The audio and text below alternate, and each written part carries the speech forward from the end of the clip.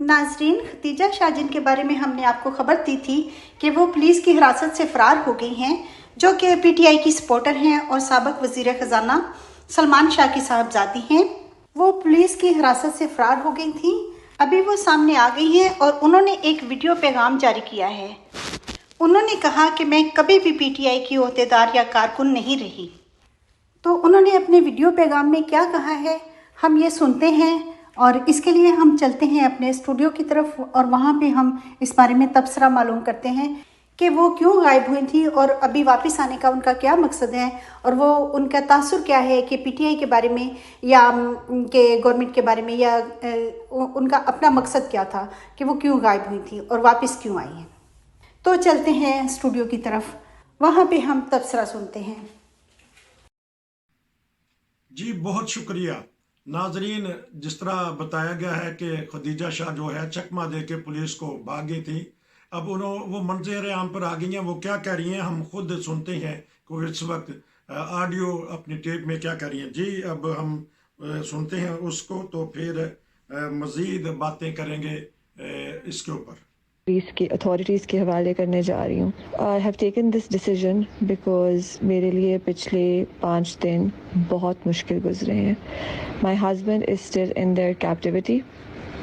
He has done no crime. Neither had my father done any crime, nor had my brother done any crime, nor have I done any crimes. I did not abscond or run away from the law because I am scared or that I'm guilty.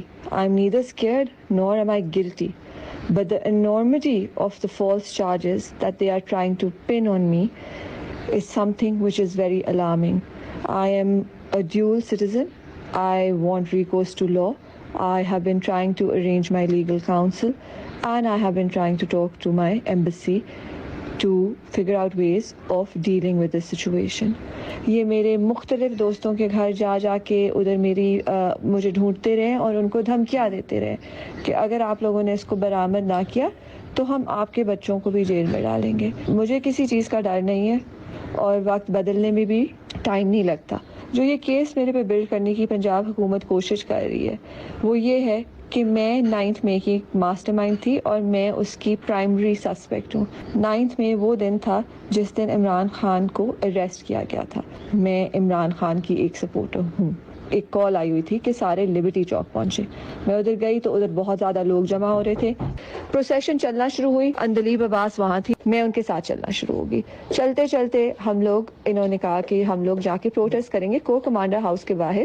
Protest کا یہ نہیں مطلب ہوتا کہ ہم جا کے چیزیں توڑیں گے، آگ لگائیں گے۔ کراؤڈ اب بہت بڑا ہو چکا تھا، یہ بہت پرجوش تھا۔ میں اور اندلیب ہم لوگوں کو روک رہے تھے کہ آپ پلیز کسی چیز کو نہ توڑیں۔ میرے ساتھ جو اور خواتین وغیرہ تھی، میں نے کہا اگر آپ اندر گئیں تو آپ you are going to be doing something illegal اور آپ کو you are going to get into a lot of trouble because ادھر CCTV بھی ہے اور آپ کی تصویر آئے گی اور آپ کی فوٹیج آئے گی۔ I was documenting everything اور میں ٹویٹر پہ ویڈیوز لگا رہی تھی۔ میں نے صرف آبجیکٹیولی تصویریں لگائی ہیں، ویڈیوز لگائی ہیں۔ میں نے بالکل میں نے یہ بھی کہا لوگوں کو کہ آپ لوگ ادھر آئیں، ہمارے ساتھ پیسفلی پروٹیسٹ کریں۔ میرا کوئی ایسا ٹویٹر ٹویٹ نہیں ہے جس میں نے کہا ہو کہ جی آپ جا کے آرمی ہاؤس کو اسٹارم کر دیں، آپ کسی چیز کو آگ لگائیں یا آپ کسی چیز کو توڑیں۔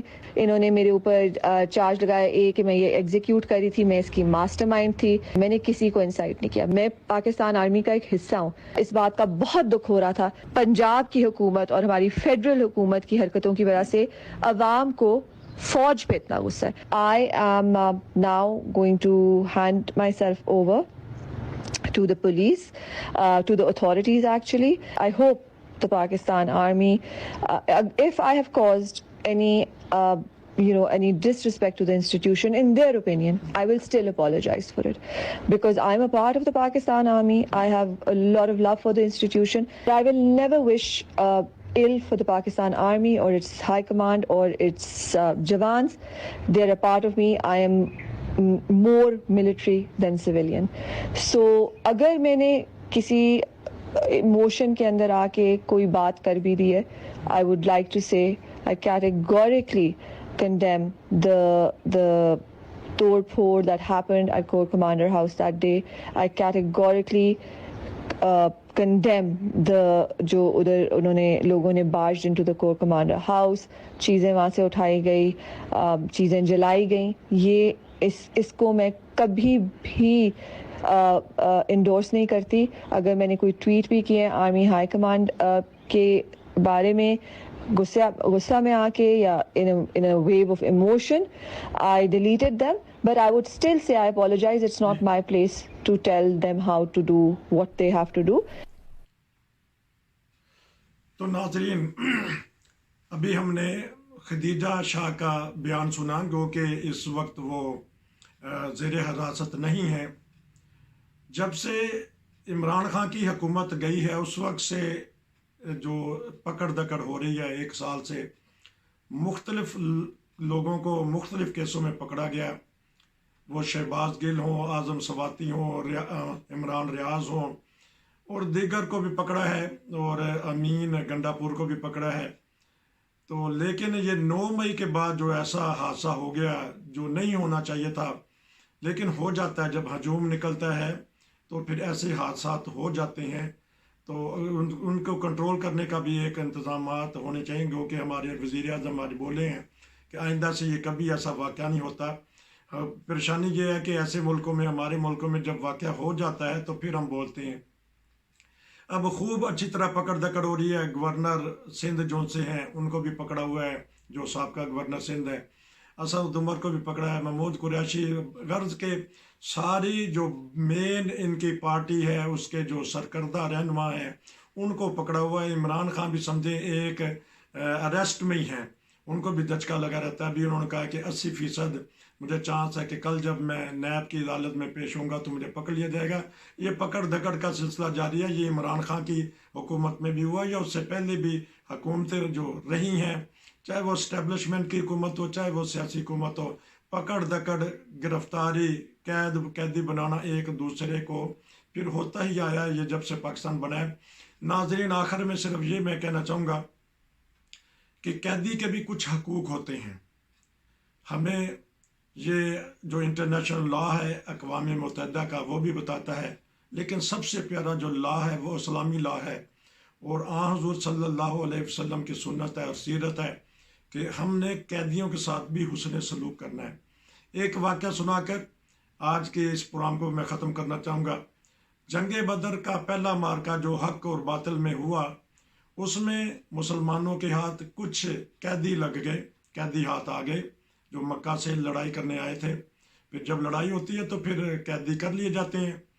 تو ایک رات کا واقعہ ہے کہ آپ کے چچا کو، وہ بھی کیا ہے اس وقت اسلام انہوں نے قبول نہیں کیا تھا، وہ بھی قیدی بن کے آئے.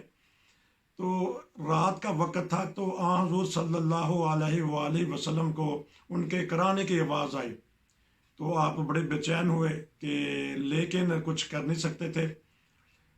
جب صحابہ نے دیکھا کہ آپ کچھ بے چین ہیں تو نیند بھی نہیں صحیح آ رہی، تو انہوں نے خاموشی سے جا کے آپ کے چچا کے جو ہاتھ بندھے ہوئے تھے یا جس طریقے سے اس وقت باندھا جاتا تھا اس کو ذرا نرم کر دیا تاکہ کرانے کی آواز نہ جائے، اور حضرت صلی اللہ علیہ وسلم آرام سے سکون سے اپنی نیند پوری کر سکیں. لیکن جب آپ کو پتہ لگا کہ آواز بند ہو گئی ہے تو انہوں نے پوچھا کہ یہ کیا ماجرا ہے. تو انہوں نے عرض کیا صحابہ نے کہ اللہ کے رسول صلی اللہ علیہ وسلم، آپ کو ہم کسی صورت میں بھی تکلیف میں نہیں دیکھنا چاہتے تھے. ہم نے آپ کے چچا کی جو گرفت ہے اس کو نرم کر دیا. آپ صلی اللہ علیہ وسلم جو رحمت للعالمین تھے، جو تمام جہانوں کے لیے رحمت بن کے آئے تھے، ان کو یہ گوارا نہیں تھا. انہوں نے کہا تھا صرف ایک کو نہیں، تمام قیدیوں کی جو گرفت ہے اس کو نرم کر دیا جائے. واقعہ میں نے زبانی بتایا ہے، ہو سکتا ہے اس میں کچھ اونچ نیچ ہو گئی ہو، معذرت چاہتا ہوں، لیکن واقعہ کیسا تھا میں نے بتانا ضروری سمجھا کہ قیدیوں کے بھی حقوق ہوتے ہیں. تو ہمیں جو پکڑے جا رہے ہیں پاکستان میں حکومت سے یا جو بھی ان کو پکڑ رہے ہیں، یہی درخواست ہے کہ موسم گرم ہے، اور جب پتہ چلتا ہے کہ قیدیوں کے اوپر تشدد بھی کیا گیا ہے، قیدیوں کو آنکھوں پہ پٹی بھی باندھی گئی ہے، گرفت بھی مضبوط رکھی گئی ہے، بلکہ بعد اب پتہ لگا ہے کہ کھانا بھی نہیں بر وقت دیا جاتا ہے اور پانی بھی نہیں ملتا ان کو، اور تشدد اوپر ہوتا ہے. تو خدا را इंटरनेशनल कानून तो कहता ही है अक़वाम मुत्तहिदा का, लेकिन हमें इस्लाम क्या कहता है, अल्लाह और अल्लाह का रसूल क्या कहता है कि कैदियों से भी हुस्न सलूक करना चाहिए। ये तो बेचारे सियासी कैदी हैं, किसी के बहकावे में भी आगे होंगे, इसलिए अब सोचना चाहिए कि इनके साथ हमने किस तरह हुस्न सलूक करना है। यही आज का प्रोग्राम था, ये बताने का मकसद था कि हम पाकिस्तानी हैं, कोई भी पाकिस्तानी अपने मुल्क से गद्दारी या बेवफाई का सोच भी नहीं सकता। उम्मीद है कि हमारी हुकूमत, हमारे हुक्मरान इन बातों को सोचेंगे और कैदियों के साथ या जो भी पकड़ धकड़ है उसमें कोई नरमी इख्तियार करेंगे। हाँ, जिसने जुर्म किया है उसको करार वाकई सज़ा अदालती सतह पर आनी चाहिए, अपने हाथ में कानून नहीं लेना चाहिए, ख़ास तौर पर तशद्दुद वगैरह नहीं करना चाहिए। इंशाअल्लाह हम अगले किसी प्रोग्राम में मिलेंगे। उम्मीद है कि आपको ये प्रोग्राम पसंद आया होगा। नसीर को इजाज़त दीजिए। नाज़रीन, अगर कोई आप भी खबर देना चाहते हैं, तबसरा करना चाहते हैं, तो हमारे से रब्ता कीजिए, हम आपकी आवाज़ पूरी दुनिया में फैलाएंगे। फिर मिलेंगे। अस्सलामु अलैकुम व रहमतुल्लाह।